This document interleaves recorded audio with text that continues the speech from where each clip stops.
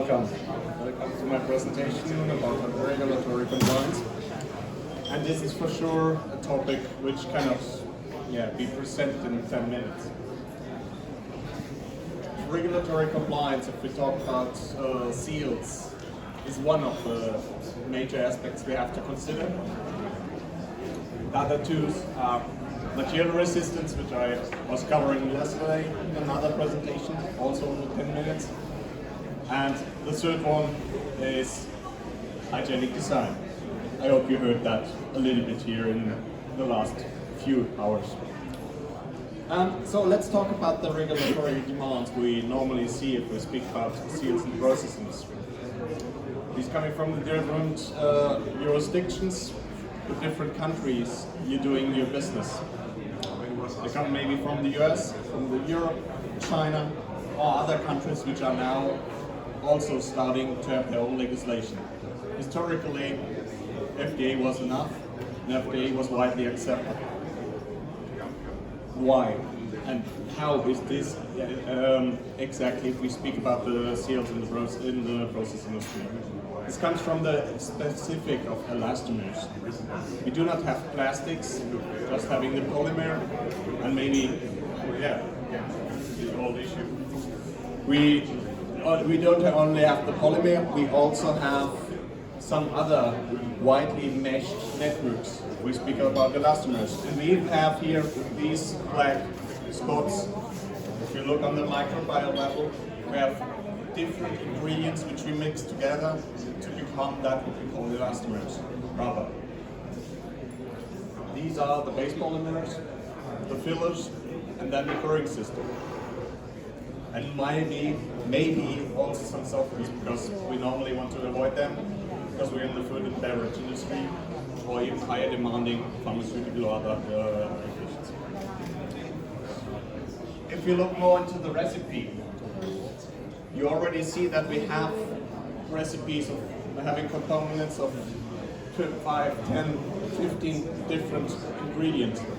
But then you also have to bear in mind all these ingredients are also manufactured in different quality from different manufacturers. So it becomes every rubber recipe from whatever producer you may have is completely individually. So there is not, compared to steel, any recipe which is standardized. So all these putting together, then you know clearly that this is something you always have to test. And testing mainly can be customer specific, but if we talk about the food and beverage industry, it becomes more a question of national or regional activities. So let's look a little bit more to these. If we start in the US, maybe there are a couple of different legislation, like the FDA, Code of Federal Regulations 177-2600, which is a base law, having very easily a positive list and an extraction limit. This is considered to be the base. NSF 51 also is another food regulation where we see in the US, but also this has as a base the FDA. And then 3I, the sanitary standard, West Hill. Okay, also there we had some legislation, some rules, some tests to undergo to basically state compliance and suitability of our materials for food contact. And then let's go to Europe. The 1935 does not state anything which we as rubber industry can use or take into account if we don't want to scratch on the surface only. So therefore, in the European Union, we carefully read the national legislation, mainly the bigger states like France, Germany, Italy. Switzerland is not part of that, but we also, as a Swiss company, also look into these. And then I want to talk about the Chinese legislation, which is a national standard which has legal power now, the GB 4806. And another one, the GB 9685, which is a positive list. Again, the same principle applies to all these legislation. We have substance lists and we have migrational limits to fulfill. But guess what? Some of these positive lists, these substance lists, are not completely harmonized.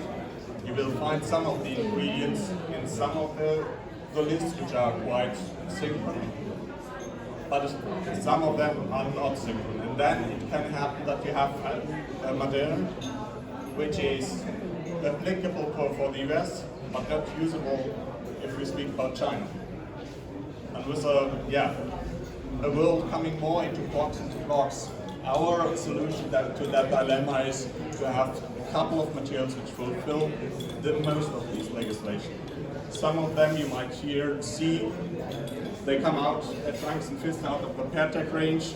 We have different materials, PERTEC Ultra Pure Afghan, PERTEC SIP Afghan, and a PERTEC Ultra Pure Silicon, which fulfill a lot of these different legislation on the legal side, and also on some others of these legislation which might not only affect the food industry but also higher demanding industry like the pharmaceutical industry. If you want to talk a little bit more about regulatory compliance, which is a topic which can last for hours, happy to discuss this further. Many thanks. Have a nice day.